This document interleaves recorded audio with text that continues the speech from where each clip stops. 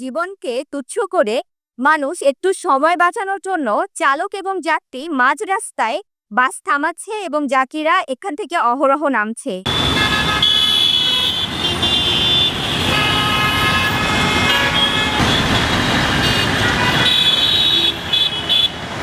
বাসগুলো মাঝ রাস্তায় নামে কাউন্টার ছাড়া জীবনের ঝুঁকি নিয়ে।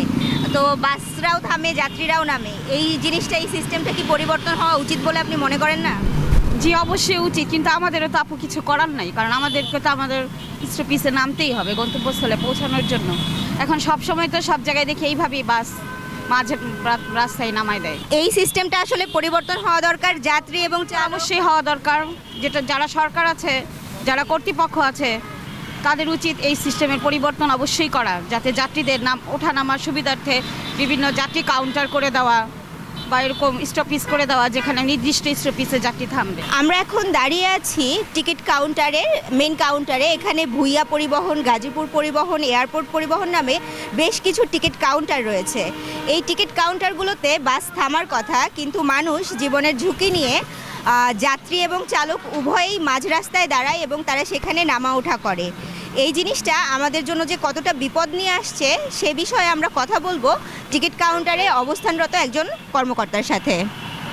ভাইয়া, জি, আমরা চেষ্টা করতেছি এগুলো নিয়ন্ত্রণে আনার জন্য। সে পক্ষে আমরা কোম্পানির লোকেরাও টিকিট কাউন্টার মাস্টারের পাশাপাশি তাদের সহযোগিতার জন্য আমরা নিজেরাও শ্রম দিচ্ছি। গাড়িগুলো যাতে যত্রতত্র যাত্রী না নেয় এবং স্টপেজ ছাড়া যাতে তারা ব্রেক না করে গেটলক সিস্টেম চালু করার জন্য আমরা সর্বাত্মক চেষ্টা করতেছি। সেই জন্য তার পাশাপাশি আমরা গাড়িগুলো আনতেছি, এখানে ডেকে আইনা যাত্রী স্টপেজ করাইতেছি, যাত্রীদেরও অভ্যস্ত করতেছি যে এখান থেকে টিকিট সিস্টেম করে গাড়িতে ওঠার জন্য এবং তারা যাতে নিরাপদে বাসায় যায় সেই লক্ষ্যে আমরা কাজ করতেছি। এই যে এখানে যে টিকিট কাউন্টার সিস্টেম করা হয়েছে, এতে করে কি মানে গেটলক সিস্টেম চালু করা হলে ভাড়ার কি কোনো তারতম্য হচ্ছে? মানে আগে যে ভাড়া ছিল বা এখন টিকিট কাটলে সেই ভাড়াটা কি তারতম্য হয়েছে কোনো?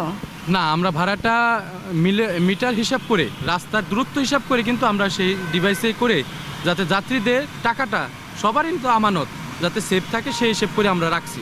কিনা আমি তো দেখি নাই, কিন্তু রাস্তার মাঝখানে তো দাঁড়ায় অনেক সময়, যাত্রীরাও নামে, আপনারাও দাঁড়ান। এটা কতটুকু যৌক্তিক? এবং আমাদের টিকিট কাউন্টার আপু, আমাদের টিকিট কাউন্টার হয়েছে আমাদেরটা আরও সামনে, এখানে না, মানে আমাদের স্টপেজটা সামনে। অবশ্য টিকিট মানে নিয়মটা যেভাবে করছে আমরা সবাই এভাবেই চলতে আসি। জি, তারপর অনেক সময় অনেক যাত্রী উঠতে যায়, তাদেরকে বলি যে নিতান্ত স্টপেজে দাঁড়ান। যাত্রী এটা বুঝে না, এটা আগে যাত্রীরা বুঝাই দইব, বুঝছেন? আমরা তো যারা স্টপেজে আমাদের যে জায়গায় বলবো ওই জায়গায় দাঁড়াই দইব। যাত্রী মনে করেন আটতে চায় না, আশা করবারে যাইতে চায় না, তাই যাত্রীরা আগে বলতে হইব।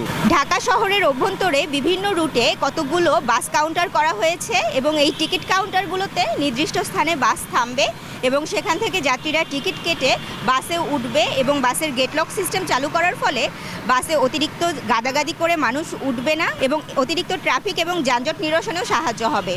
এই নিয়মগুলো চালক এবং যাত্রী উভয়েরই অনুসরণ করা অবশ্যই জরুরি। তাশরিফা তৃষা, তরঙ্গ টিভি।